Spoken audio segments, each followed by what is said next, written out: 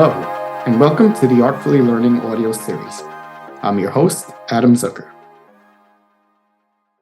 In art education, we talk a lot about these things called artistic habits of mind, which are the types of thinking and actions that educators aim for their students to learn, develop, and hone while they're making, viewing, and discussing art.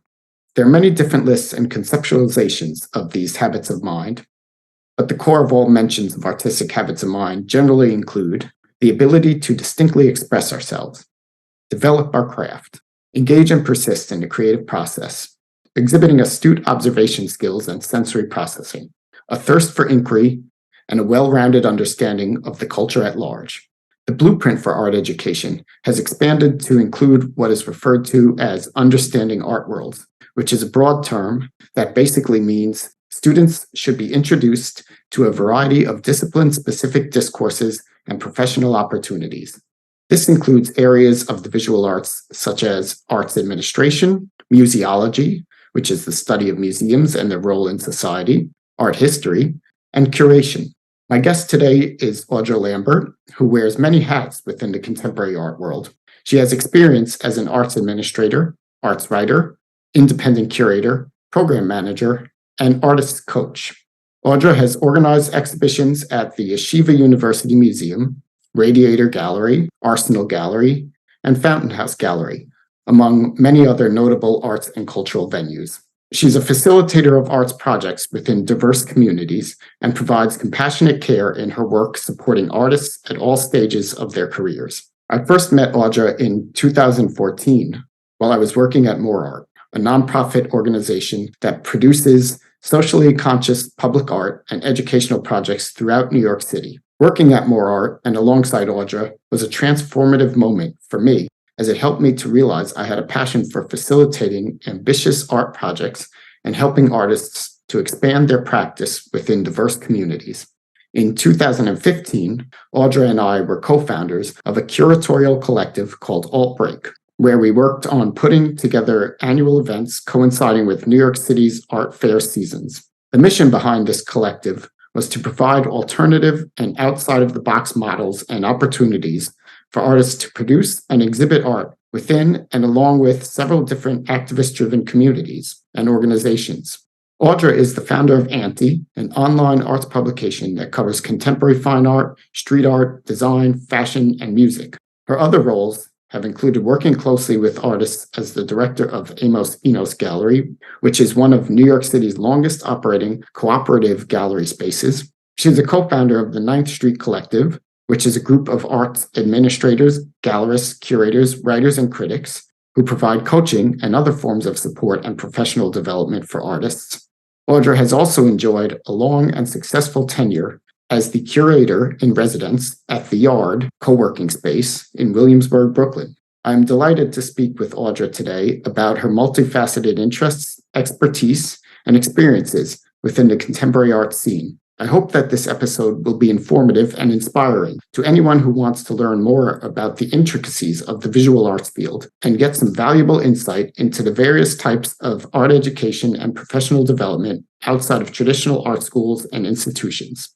So I'm delighted to welcome Audra Lambert to the program. Hello. Hello. Hi. Oh, Hey. that's my list of things to do board. Hang on, let me Oh, yes. move over slightly. All right. Yeah. How are you? Your setup, Nice amazing. Nice that you are organized like that, though, the whiteboard. I have to. How are you? I'm doing well. Good. So good to see you. Likewise, yes. It's been a while since we've Zoomed, because we've done in-person stuff. We've done a couple in-person things, but it's always nice to Zoom. Yeah. It's nice to see you. It is nice to see you, yes. I can say that I've known you longer than I've known anyone in the arts field on a consistent basis. Same. Yeah. We've worked together, collaborated on some amazing endeavors, and also are good friends. So it's a pleasure to have you here today as a guest on the Artfully Learning audio series. You're also the first curator, arts writer, and artist coach I've spoken to so far on this program, but you also have an artistic background in both music and visual art. And I think it's important to mention this because some people unfairly assume that those of us in arts administration or other quote unquote behind the scenes cultural roles are not artistic. Mm. In many ways, making sure that artists have the tools and resources they need to make and show their work is an art in and of itself. But you are a creative person, and that is integral to the work you do, supporting other artists. So what I often like to ask guests is to reflect on their earliest art educational experiences. So I'm posing that question to you as well, and looking forward to hearing what you have to say, because I don't think we've actually discussed this much. We haven't. And I know a little bit about your training in visual arts, but at some other time, I would like to dive into that with you too. I think from an early age, I was very lucky. My mom and my dad, they're both musicians and they both play the guitar, which I don't. I play piano, but I just always had assumed as a 3 or 4 or 5-year-old that you could sit down and just make something of your own. Like that never seemed like a strange thing to me. And as an adult, I realized not every household is like that. And I feel very lucky to just have always been around that and just had access to music and writing music. I used to be a composer. I still compose a little, but I definitely did when I was like 6, 7, and 8, when I was every week having to take piano classes. I like to draw from a young age, but really it's my aunt whose work is on the wall here behind me. When I was reading that question, I was excited because this is my office essentially where I host and I have her work. And she used to take me to museums. I'm originally from South Louisiana, but my aunt, she lived and worked in Dallas, and I would go visit her from a young age, like 6 years old. I would fly Southwest, and they would like have me next to like the flight attendant. But she would take me to, oh my gosh, like we went everywhere. We went to the Kimball Museum in Fort Worth. She would take me to the Japanese gardens. And these are just aspects of what we have access to as a public. We have all these incredible institutions. We have all these museums and libraries, which are accessible, I'd say more accessible for some, and that's a wider conversation, but I feel very lucky to have had that from a young age. So I think of my arts education as being just very holistic. I did study abroad in Japan when I was in college. I was in art history and Asian studies major, like a double major, with a minor in Japanese. So that really opened up an entire world, I would say, of several thousand years of arts and culture to me that I would not have experienced if I stayed in the US. So I think all of those influences have been very formative for me, and I'm very grateful every day to have had them. And I sort of had a similar experience, although my parents are not artists. I think it's about having the possibility opened up, like for you as someone who is younger, of recognizing that there are people who make this. I mean, like even watching like MTV, like you remember like after school watching like Total Request Live, like really silly things like that. But you witness that there are people making art and making music and writing and like just all these things that are really incredible, that even if you don't have it at home, I think the internet especially blew that wide open, but that's a whole other conversation. But well, yeah, it definitely did, and we're both pre-internet. So yeah, I was going to say our generation kind of slid into the internet in like a slow collision of, oh wow, it's okay to look this up. You don't have to have an encyclopedia set at home. True, yes, but I love the encyclopedia sets. But that's a whole other thing, actually. The whole aesthetic of that, the smell, everything of those world books. But growing up, even though I didn't have parents who were consistently artistic or practicing artists or really played anything or drew anything, they did support the arts. And especially my grandmother, my father's mother, and my father's brother, my uncle, is actually a musician. So it was around, like you said too, there were instruments around my household, or at least if I went to my grandparents' household, there would be my uncle's vibraphone, big large vibraphone, so I'd play on that. But anyway, moving on to the present and the many hats you wear, as you started to mention about your educational background, which is impressive, and you're still actually continuing education. It always seems like you're embarking on another degree, which is impressive too. You never stop learning. Regarding that, I'd like to start by speaking about the work you do to organize exhibitions as a curator. So what inspired you to become a curator? Yeah, so I can start probably just with a little plug that I have 2 shows up right now because I would be remiss if I didn't. So one's at the Yard, Williamsburg, and it's up through April. It's called Hybridity, and that's through an open call, which is one I would say that's one form or avenue of exhibition making that I'm exploring a little more now than I used to. I have another show up that's a group show as well. It's at Form Art House, which is a gallery on the Lower East Side at 42 Allen. And that's up for Women's History Month. So it's 5 women artists exhibiting there. And it's a mix of, so it's painting, it's fiber arts, it's works on paper. So those 2 shows are up at the moment, but I sort of arrived at curating by accident. I just like to organize, I would say, meeting of the minds. So I'm not a particularly social person, Adam. I don't know if you would agree with that or not, but I do like when I can introduce certain people who share ideas. I think we have that in common as well. And so for me, one way eventually of having the ability to introduce people was through the format of exhibition making. My first show was actually at a mixed use space. It was right near Juniors in downtown Brooklyn, but it was a short lived mixed use space and it was kind of an incubator for startups. And Shane, the founder, said, I really need someone to activate this space. We need some art. So through Marjan Magadam, who we both know, she reached out and said, would you like to organize a show? And at that point, I had organized one show for DIAP as part of Hyperplace Harlem. So through Lovid, I was approached when I was a student at City College, where we obviously both attended school when I was starting my master's in art history, to help to organize Hyperplace Harlem, which was a multimedia art event. And I would say it was more of a time-based, like one-day exhibition. And then after that, my very next show outside of the capacity of where I was in school was actually this show. It was right off of Fulton in downtown Brooklyn. So for that show, my idea was to have a central concept around the idea of innovation, which means a lot to many different people. For folks in the startup world, it is almost like an industry, like a discipline unto itself. Whereas for artists, it can really just mean many different things. So I had works on paper again. I had works that were more performative.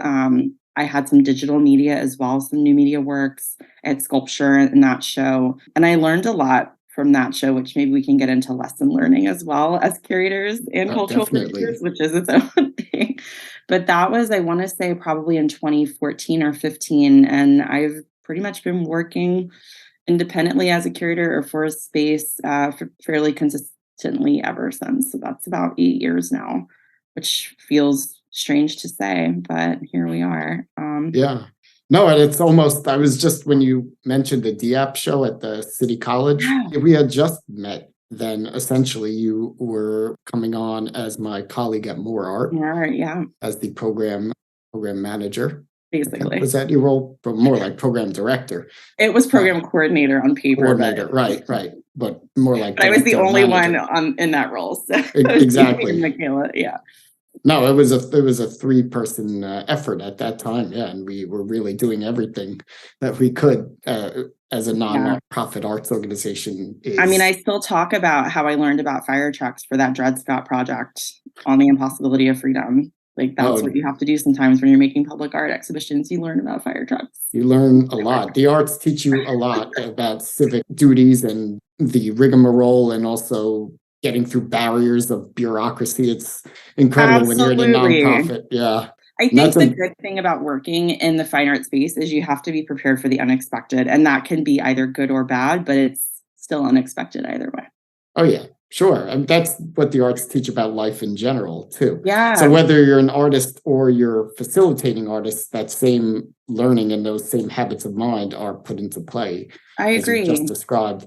That's perfect that you brought that up, because you mentioned some of the work that you've curated, some of the types of work, the actual physical objects, and some of the topics and themes in some of the early shows that you've done. Since then, you have a whole CV full of exhibitions. I'm sure at this point it's over 24.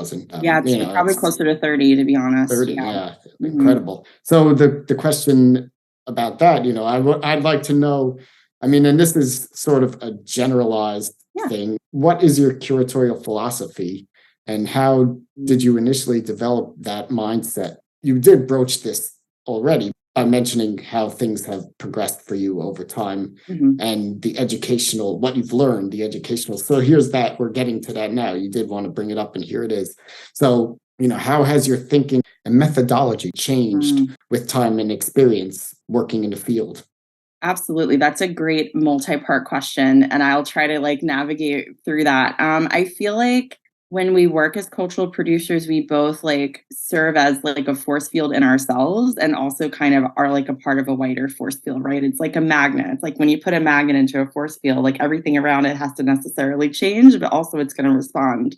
If it's a positive, then it'll be attracted to a negative, et cetera. So I think one thing I've learned, especially through working on projects that are more collaborative, like, for example, I worked in Art in Odd Places in 2018, which is a sort of exhibition. It's more like an outdoor festival along 14th Street. So I'd say through my work in public art, through that, and also obviously through working with more art and other projects I've had that have actually been more performance based, I think you learn to have a very wide expanse. So you start with a core theme or an idea, and then you kind of allow the permutations of that to maybe dictate the direction of how the exhibition or how the project eventually unfolds in its whole completion.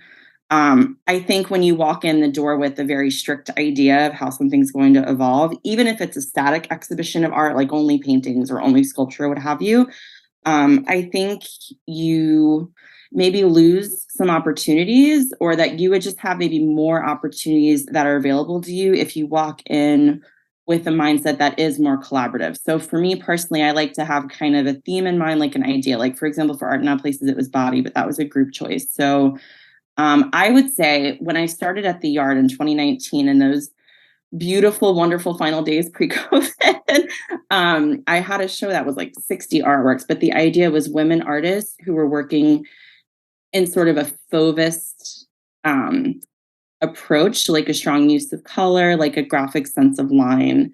And the idea was that at the time of the Fauvist movement, roughly 125 or so years prior to this exhibition, it was primarily men who were working in this vein, and a lot of the subject matter that was being shown, like interiors or views or landscapes or even nudes at certain points, would be from just a very male perspective. So my idea was to kind of flip that on its head and say, well, what about 125 years later? And let's also move the parameters and have it be from the viewpoint of women. And then sort of in that framework, speaking with the artists and allowing them to say, well, I don't know if this work is Fauvist, but maybe it has a sensibility of a wild beast. So I should mention that fauve is the French word for wild beast, but it was also a movement, if you look up fauvism, of strong use of color, where the color was not actually symmetrical to how you would see things in the real world, right?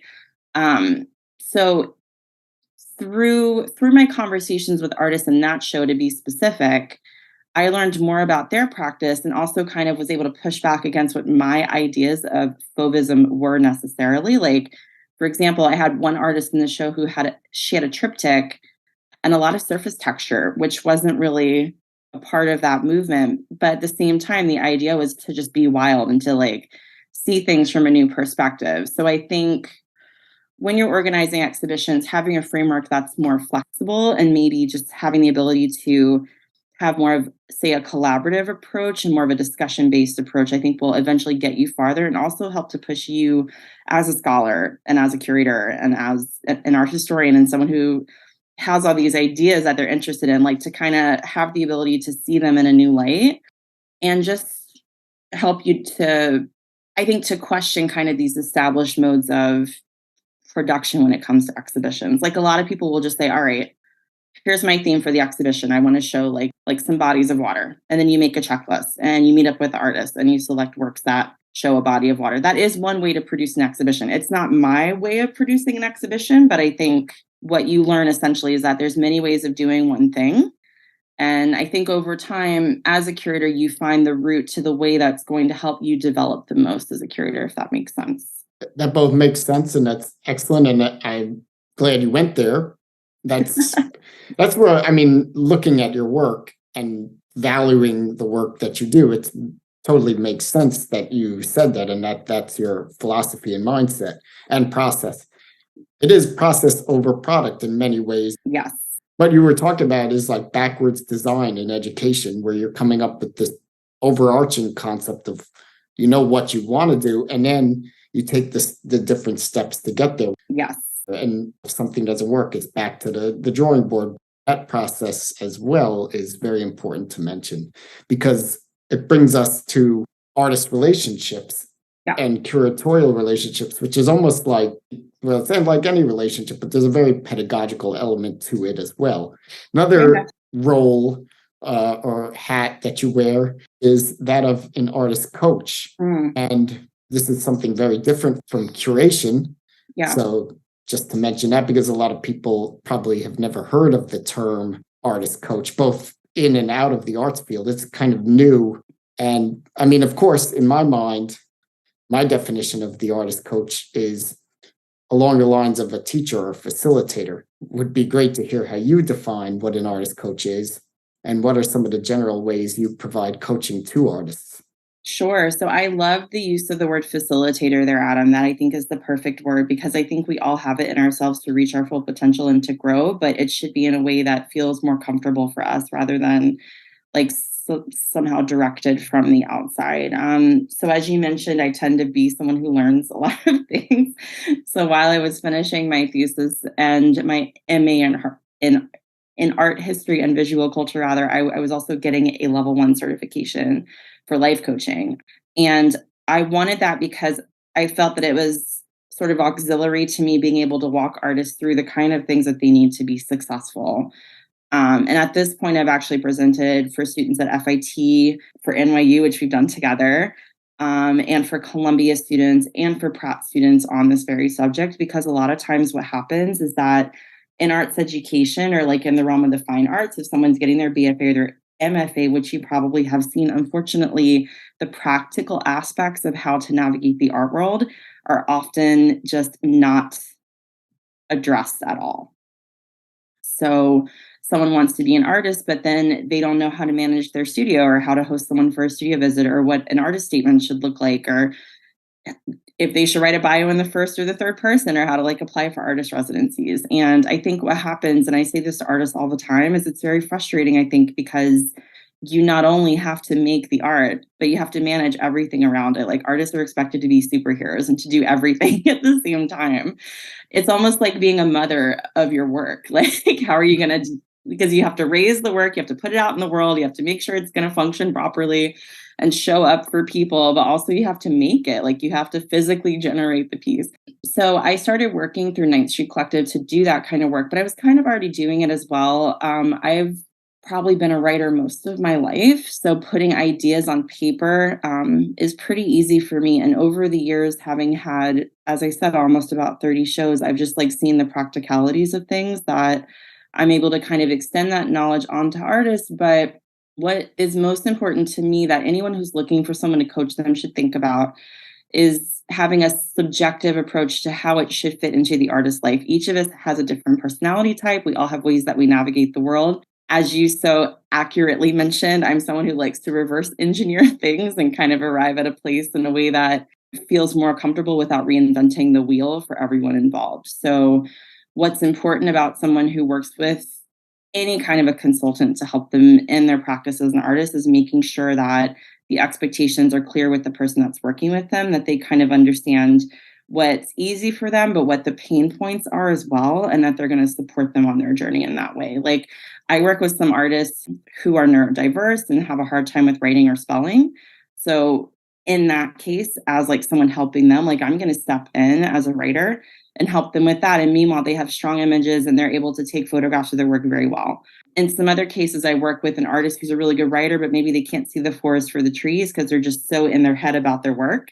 So in that case, it's about like me helping them by stepping out of it and just having the ability to maybe summarize like the really large ideas, or like say the big picture for something like an artist statement. So I think it's not one size fits all.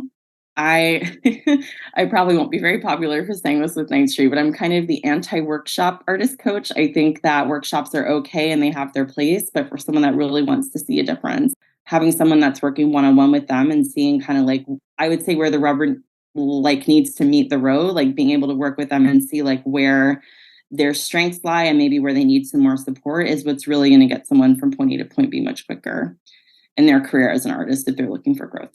But that's my opinion. Yeah, I agree with you too. And workshops are fine as introductory. I think it's good for entry level people. And I think for other people, it also depends how quickly someone wants to see growth. I mean, we all only have so much free time in a day.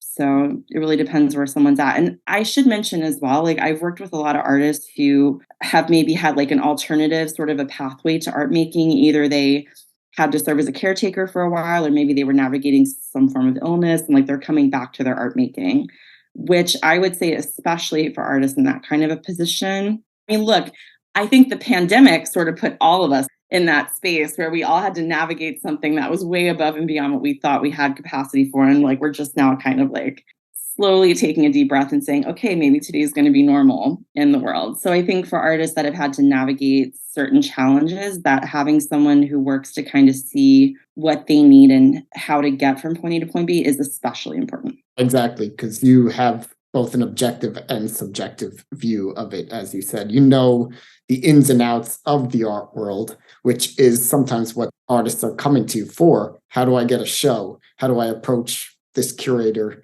How do I, whatever they want? They have very practical goals, and others are really, I mean, I experience this too with working with artists in a supportive role, is that sometimes they just want someone there who's going to provide them that extra emotional support, or someone to bounce ideas off of that maybe they had if they went to art school that they really liked from their peers, and they don't get that as much now because of life and all the stresses.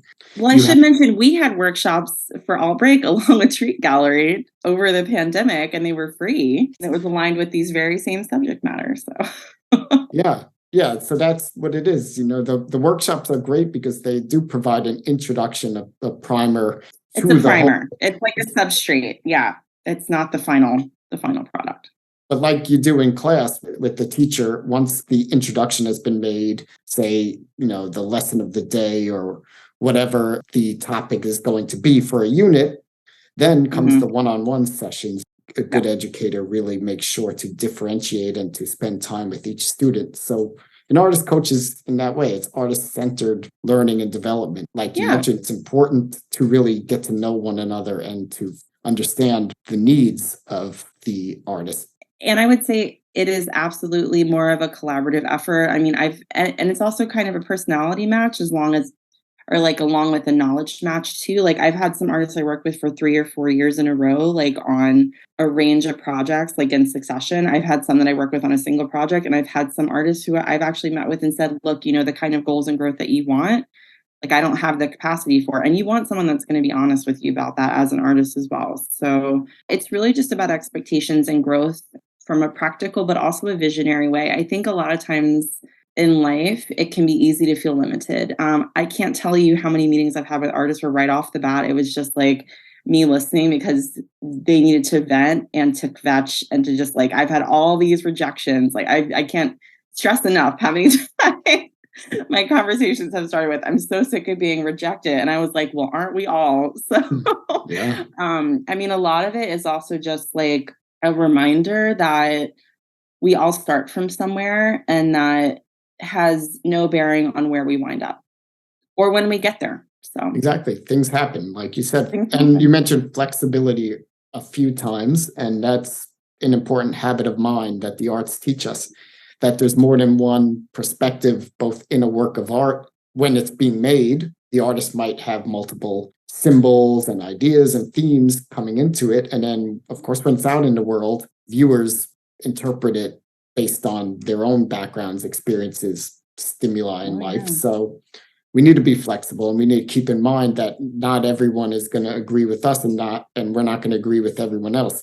And how do we do that? Through art. We listen to each other's feelings. When I was working with really young students, active listening about colors and forms and shapes, and then we respond to that person's feelings with acknowledgement, and then we add our own. So we listen first. And that is an intrinsic part of the job of a coach and an educator. It's to listen, to be an active listener, and to empathize, try to form understandings with what they're going through so that you can really tailor your coaching, your facilitation in a way that's going to be productive. Sure.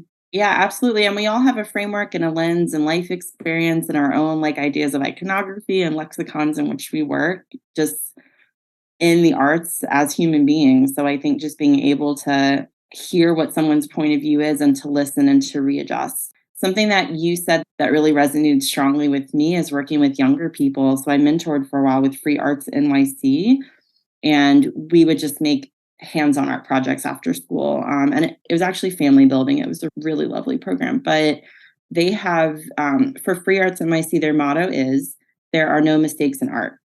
And I think what can happen is that in the visual arts, there's this almost like a sense of like a pretension of like, oh, wow, it's the arts, like it's the fine arts. It's worth all this money. Like it's sold at auctions. Like, well, my child's going to be the best artist in the class. And that is exactly the opposite of how art serves as free expression. So there is room for every perspective in the world. And I think artists, if you're listening, even if the message that you're putting out into the world, or if your vision and your practice, if you are seeing rejections, if you're like maybe in this very moment not seeing it resonate with everyone around you, that doesn't mean that you don't have an audience. Because that's another conversation I've had a lot is, how do I make work that people are going to buy? You make work that is unique to you and that speaks to you and that's able to translate your vision, and other like-minded people, it will also resonate with them. It's more about just reaching out to that audience rather than trying to build like something specific for someone else. It should be authentic and genuine. And there's no need to change it for anyone else. Like what we do is really special. Throughout the creative field, we have something to add into the conversation. Whether or not we become a Jeff Koons or not isn't the most important thing. And it's all about perspective. And also just knowing that we are all valid in the creative world. One of the things the arts teach as well as being flexible is exhibiting empathy. Ooh. Which is what you described so perfectly. I think the art world is interesting because what you're looking for is what you'll get out of it, right? Like, I think that you and I are people that want to build frameworks that can be slightly critical, but also like engender support. Not everyone. I mean, some people just want to be successful in a hierarchical structure, and that happens as well. So the art world very much is like a mirror. And I like to tell people that I work with who are artists that there's many art worlds in one. You have the art market, which is summarily different from like a public art nonprofit or something like the Laundromat Project. The aims and vision can vary widely across I would say, the multiplicities of the art world. So you can be empathetic, or there are people, if we want to have a real conversation, who will buy artists' work and flip it like they're flipping a house. I mean, people, as artists, you have to be careful who your collectors are and who your dealers are. I say that all the time. I said that to this class at Columbia, like, know your gallerist, know your dealer, ask around about them. Like, you want to be able to trust the person representing you and also who's holding your work. So it is a mirror to whatever you're seeking or afraid of. You can find it. There's the benefits of having someone who has inside knowledge, who also has training in working with other people, facilitating relationships in both public spaces and the more private marketplace of the art world, the many different facets of the art world. You mentioned that you really have your foundation from the arts as a writer, and you're an accomplished arts writer, and you've written reviews of arts exhibitions, as well as features on specific artists and works of art. And of course, you've written theses, master's theses, many and essays. About 1 million press releases that only 3 people have read each. So social media posts. Yes, right. Well, I read them. Social media posts, as well as newsletters too. You do it all. You write extensive amounts of copy. You're an avid poster on social media as well, which I think is good because you're candid about both the good and bad, as well as the importance of honest relationships among people in the arts world, which is, again, a mirror for the larger contemporary culture. So, of course, because art and life reflect one another, it's as the oldest form of communication, it makes sense that that's the case. But talking about communication and the confluence of both aesthetic and written, communication. You did mention you help artists find their voices through coaching. And one of the ways you discussed is how to write compelling and effective artist statements and proposals for grants, exhibitions. Yeah. So I would like to know, because for me, writing was something that I struggled with significantly because I did grow up more with that artistic mentality. And like you mentioned in MFA programs, they're sort of forced in a way to declare and decide, I'm going to be an artist, a visual artist. So therefore, I'm just going to focus on my making art and the administrative side of things, including organization and writing and promoting and all that stuff. I'm not going to really focus on because the art is the omnipresent, most important thing in the universe. The art is the most important thing. Without the and art, it should be. Right. Yeah. It should be. I mean, right. No one's making an argument that it isn't. Unequivocally, it is. Right. We're not getting the skills, though. Unfortunately, I didn't really pay much attention to things like grammar or syntax or any of that growing up because I'm like, I'm going to be an artist. I'm going to be a musician too. Like I read music. I don't read books, which was just, it's a regret that I have. But but again, that's the progress that I had to take as a learner. And, I've obviously have changed my perspective on all that and think that just everything is connected, especially in literature and art. Yeah. Coming back to what you do and how you help artists find their voices. The voices, I would like to say, because they already generally have their voice. They already have I think we each already have our voice. It's how developed we are and also how confident we feel in expressing it. Right. And I mean, there definitely, most artists are very confident about their skills and their abilities visually. I agree.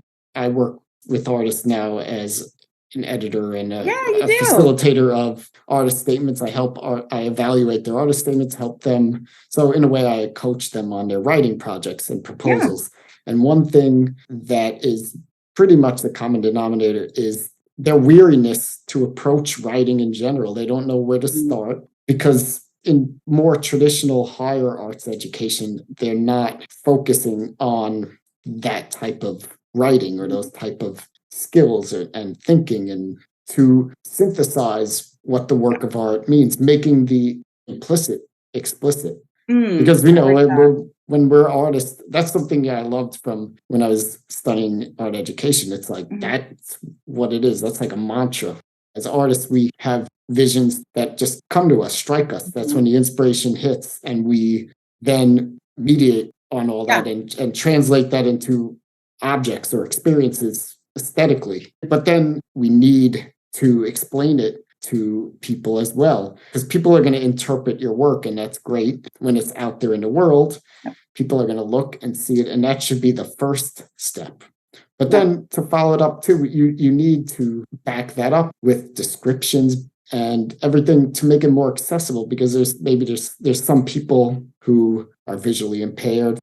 There's some people who might want to engage in a question and answering session, or just like engage in further discussion about what the work means. When you're at an opening, people are going to approach you and ask you questions about the work, or especially when you're in studio visits. You've done studio visits with artists. It's not like the curator just goes there, looks at the work, and then leaves and is like, I'll select this, this, and this. No, it's a time for really prompting the artist to maybe discuss some elements of their work that they obviously considered because it's in the work, it's represented in the work, but maybe they haven't considered actually how to speak about it, and certainly not how to write about it. So one of the things that you do well, and something that I've been experiencing and honing my skills in as well, is getting artists to focus on being pragmatic. It's easier said than done.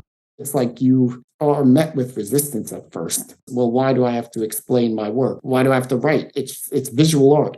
And yes, in an ideal world, yes. But as we're having a discussion about arts administration and cultural roles outside of actual artistic production, it's essential for good writing and good organization. And when you're preparing a proposal or a portfolio, which I'm sure you'll mention, things like describing the actual physical qualities of the work and mentioning what you do, that's important. And that's actually left out. Like 90% of the proposals I get in artist statements, they don't mention what kind of work they make. They go right into, my work is inspired by the philosophy of Derrida, Freud, or Absolutely. Foucault. Which is also part of it. That's also part of it, right? Right. But what it means nothing if I can't visualize the work itself. Yeah. And that's something, again, like when you're sending a proposal in, that's what they're going to look at before they look at the work. So it's important. That's an important step. And I would just like to get your thoughts on all that, how you developed a critical voice through writing. And in your experience and opinion, what should all working artists know about how to write and communicate well, aside from the excellent work that they do visually in their studio? So I'm a huge fan of setting expectations, right? So right out the gate, it's important to say that not everyone is going to understand your work or to get how you express it. And honestly, they may just not really understand your point of view as an artist, which means that summarily, no matter how you explain it, they may not just really get the work. That being said, I think, and you talked about so many very important forms of writing, right? Like if you're trying to write for an artist residency, for example, to explain a project that you want to work on, a new body of work there, that's very different than applying to an MFA program, which is very different from being invited to have a solo show and writing about that, right? So obviously having in mind what the context is for that writing, who's reading it, how they're going to kind of experience it, right? If someone is, say an audio learner versus if they learn visually versus if it's a person with a disability and they're just hearing the alt text, right? So I think it is important to think about what the context is and how someone's going to encounter the writing that you do, or I'll say the explanations that you do, to be a little more broad on your practice as an artist. What I advocate for, sort of at the very top of all of the things to think about, is trying to speak to, I like to call it sort of having the curiosity aspect of things up front. So speaking to the curious mind. Maybe you ask a question if you're writing about a series of work, or a lot of artists will do this, right? Someone is at their show and they walk up and go, oh, I feel like I see a river in the background. Oh, well, why do you feel that way, right? So this kind of a reflexive, kind of a generative process of having a sense of a back and forth, finding a way to speak to what is very essential to what you're making, but still leaving it open-ended, right? If you're talking in your practice about, say, histories of basket weaving, I don't know, this is something very specific that I just pulled out. But if you're talking about that, it's important to really narrow it down and to say, when I'm speaking about weaving, here's a specific practice that I'm in dialogue with. And also I want to think of it from these frameworks, right? From a global perspective, right? So to your point, you can have a framework from a conceptual perspective, but also I think this is something interesting I learned, and I think this has to do with our generation too, Adam, and you can correct me if I'm wrong, but something that we stepped into was kind of maybe the death of the medium as the most important thing at the MFA level, or I'll say the concept as being more important. So I was reading a book, I forget, and I wish I could remember the author of this book. They were incredible. They were an arts professor, and they shadowed, I think it was a series of visits at Yale, the MFA program there, and it was the early 2000s. And that was a time where if you were say in the MFA sculpture program, you were not making paintings. You were making sculpture. There was no, if you were MFA in painting, you were not doing installation, right? That's, at least from my perspective, flipped on its head now.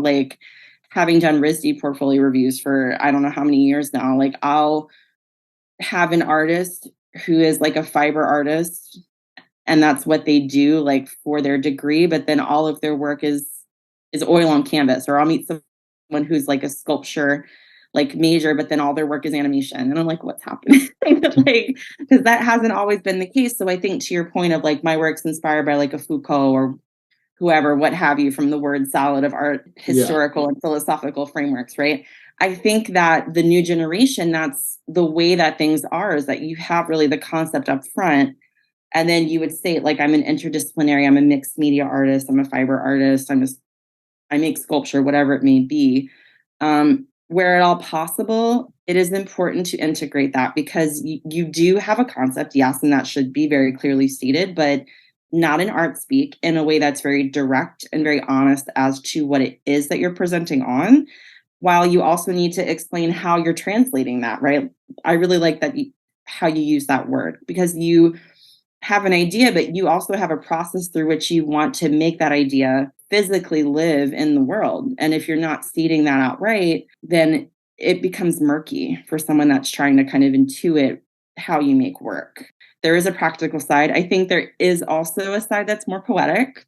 I like when a statement ends with a question or sort of has like a feeling as though there's a bow that kind of ties it all together. I will say my personal pet peeve is when someone writes a press release for a show that's like a poem. I understand it and I respect it.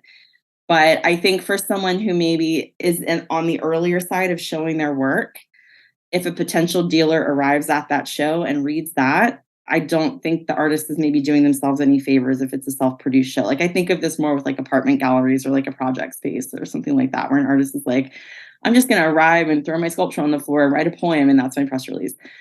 I mean, that's great and that's fine. I think that other artists will appreciate that, but someone that wants to sell your work, I think needs to kind of at least have a material that is along with that has your statement and your bio, just from a practical perspective for someone to understand how they could sell your work. I'll put it that way. So It's not purely critical, but. Well, sure. I love that you said either starting with a question or ending with a question. Yeah, poetic, and that's the but just maybe not fine balance as the only press release material. That's the fine balance, and that's what I work with artists. When we say helping them find a voice, that's what it is, because we don't want them to dilute their sense of expression so much that it's just like it feels forced and no, definitely not. That they're straining to find words to explain their work, but they do need to actually tell us what they're doing and why it's important, how it's made, and how it will exist in the world. Very quickly, I wanted to mention this as well before I forget. I'm a huge fan of not reinventing the wheel as much as I am of reverse engineering, and this sort of taps into both. Finding another artist whose work that you admire as an artist and seeing how they write about their work and seeing if it resonates with you or not. Like, I'm not advocating on like trying to borrow someone else's writing or like their style, but seeing how it speaks to you and allowing it to kind of inform how you reflect on your practice is very powerful as well. No, it's a great idea. Common thing people say is like all ideas have been done before. Yes, but not by you. So what you put into it makes it distinct, makes it unique, even though it's like Fauvism, something you mentioned too, 100-year-old art practice or movement that people may be replicating now.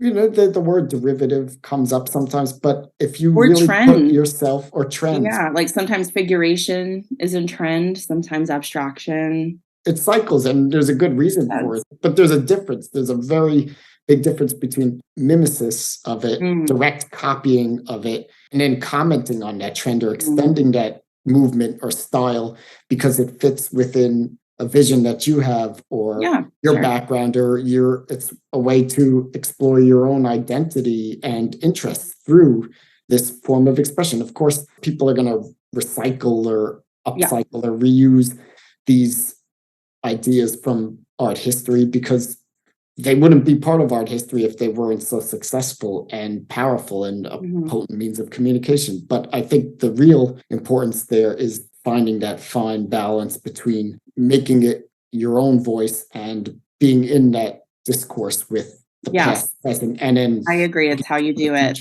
Yeah, because I'm not even really too much into photography, but I think of like, say, like everything that you just explained, I think of maybe like, say, in the genre of like photography and the idea of like self-portraiture, like someone like a Cindy Sherman and a Francesca Woodman. Like other people have also made images of themselves, but the way that they do it and their approach, it's exactly what you said. It's how you approach the subject matter and make it live in the world in your own voice. And just expressing it through your own voice. Why would you then use art speak, quote unquote, this art speak, this language, this abstract fluff language that there's vague and useless. Vague and useless. I mean, it is. It serves no purpose. It actually detracts from the work that you're making and the concepts that you're. I mean, speaking of trends, right? It's like the dubstep of the art world. Like you're like it's in and out like every 3 years. You can use like like saying that you work in a liminal space. What does that mean? Like actually say what space you work with. And I work between weaving and painting. Here's how. The false range. If you actually work in a liminal space, like if you work in between 2 walls of a building, then all right, sure. But like, and in that case, probably probably the CIA has a job for you. You're able to transverse between, or Professor Xavier, you're an X-Man but yeah, that's the whole false range, right? Between two things. It's like you can be in transition. You can be, but explain how. Make it real and make it relevant. Exactly. Don't just say it because it sounds really fancy and know it's going to get you like an art dealer. It's tough love telling that to an artist. But generally, my experience, it's always been positive. Yeah. They come back with, when I have them do a redraft of the statement, it always comes back reflecting that what, how, and why. The why is, I always say, like, the conceptual is necessary, but it should be the shortest, most concise, and the least expanded of the 3.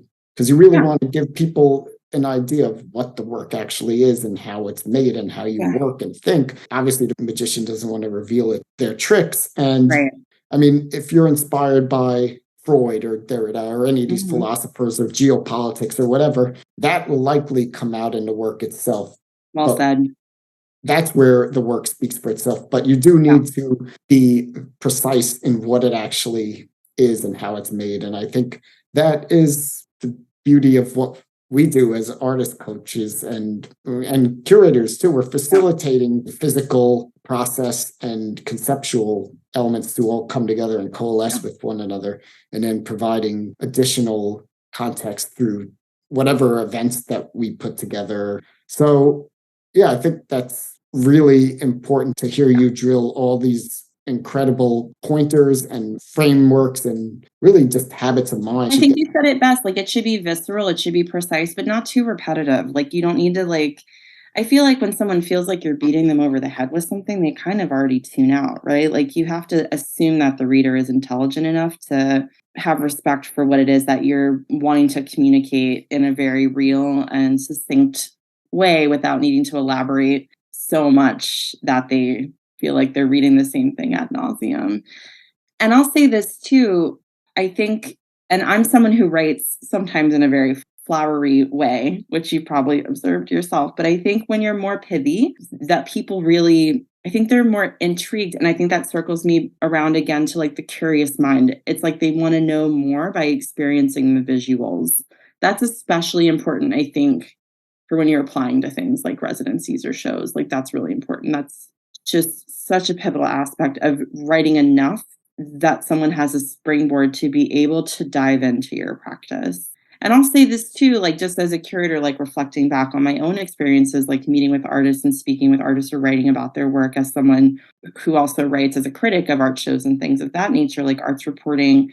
Sometimes for me, the best like feedback or response I get is when an artist was like, oh my God, I read what you wrote about my work and I never thought of it that way. And part of me wants to be like, well, because I was allowed to kind of have a springboard into your work and then to kind of absorb it and experience, like, say, the visuals, or if it's an installation, the environmentals of it, then I was able to reflect on it in a way that was also very genuine. So that's a big part of it too, is allowing enough room for someone to respond without feeling as though they're restricted within like 3 pages of a manifesto statement. Like, it's enough that someone can understand the general frameworks and then have the ability to sort of explore at their leisure, which helps the curious mind explore better. Yes. I love that. The curious mind. That's such a cool phrase, curious mind. And that's an inquiry-based learning. It's posing questions after you've done the work and you're presenting it. You pose it as open-ended, but it's inquisitive. It should be inquisitive. So thinking about it as posing more questions or at the springboard, that is really a fantastic frame of mind or framework that an artist should have when they're thinking about the overall picture of how their work is going to be perceived or how they're going to be presenting their work. Or how it lives in the world. And relinquishing that control. reining it in and also relinquishing that control. So yeah, cutting down on the word salad, not putting ideas into other people's heads outside of the obvious. The more superfluous details, you're leaving out, you're editing. Editing is a huge part of it. And I think a lot of times, not to circle back around to coaching too much, but again, like seeing the forest for the trees as the artist who's in their work and in their process and in their practice and studio all the time, having someone else like kind of look from the outside in and say, oh, here's where your real focus is. It's over here. Like you keep saying this word, but actually this is like the thread that is able to weave it all together. That's a big part of it too. I mean, it's just having another perspective, like you're saying, like having a framework for critical inquiry. It's harder to be objective if you're living in it all the time. And that's why we ask like friends for their perspectives on who we are, like, like as artists or like as creatives, but also just as people. Like, we're like, what do you think about this thing I'm doing? Or like, how do you see like the progress I'm making here? Like, I think we just naturally want to see things from another perspective to have a better understanding outside of ourselves. And that is really important for artists that are putting their work into the world as well. I learned this as a curator who actually participated as an artist at Elizabeth Foundation for the Arts, had a show called The Impossible Show, which they changed the name of later. But you could present, it was me, and you've met Clorinda McLeod now. She was in it. I think David Rios was in it. There were a few of us, but this was like 7 years ago now. It was like 2015. And we were invited to submit a proposal for a show, and then each show was a presentation in a larger show. This is why you love nonprofits. They do weird things like this. They kind of make sense, but kind of don't. But a really big part of my presentation was that in order to see what I had to show, you had to pick up a magnifying glass and lean in. Well, I'm not an artist, so I hadn't thought about how the public is going to like encounter my work, so to speak. So I had this magnifying glass like sitting next to it. No one was touching it. I had a sign that was like hanging that said, oh, please use the magnifying glass, you know? And I mean, to your point, it shouldn't be so didactic that you're like, hold the magnifying glass.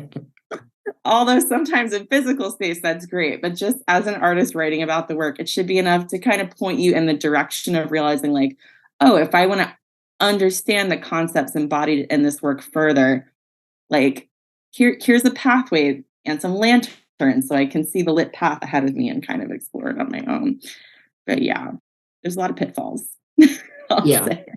But I think you're going back to your overall philosophy as an administrator, as a creative, as a curator, as whatever, when you're managing a project or just managing life goals, it's that backwards design comes into play. That's a good place in conclusion to really bring all that up, and how there's definitely different ways to approach something. But I think that it's truly important to have the idea that there is more than one way. There's multiple perspectives. There's more than one way to make the implicit explicit. Yes, right. You're communicating with the world. That's important. We really want to hear your ideas. We want to see your visions in a tangible form.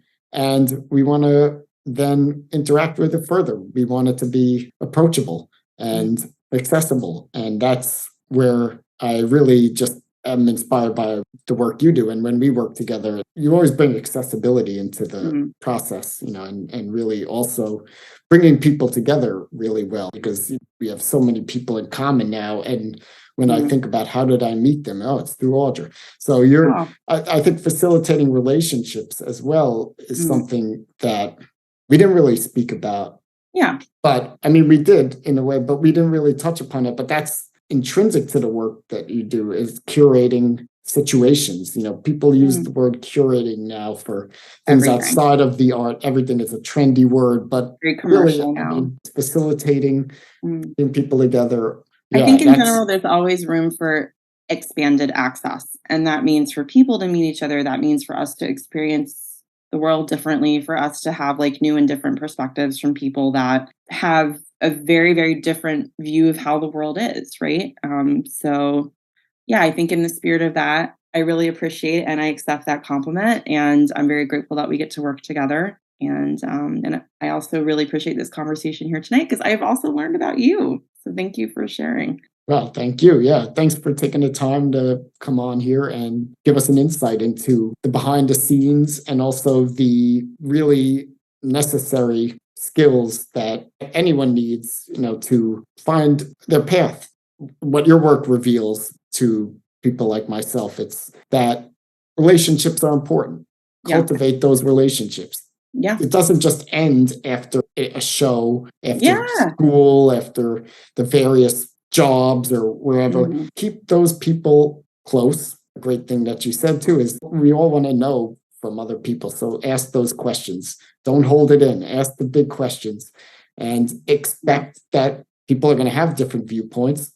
Take that and learn from that and cherish it. Or have respect for your own views on the world and say, I acknowledge that you feel that way. And I also respect that I have my own vision that I've developed. I mean, look, I think that over time, we realize there are so few people that we can feel like a true bond with in this world, but in the art world, maybe even more so.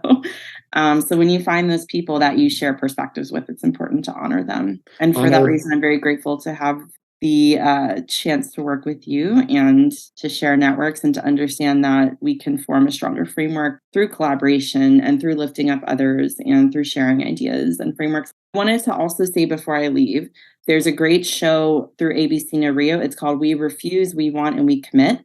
And it's artists who are coming together with audiences to demand more of the art world. And I'll just leave it at that. But it's up at Bullet Space through this month. And it's a fantastic show. I just went. And I'd love to hear what show you've been to that you've enjoyed recently, if that's a good ending point. Yes, definitely. I love what ABC No Rio has been doing because they usually combine visual artworks with pedagogical concepts or through the lens of progressive education.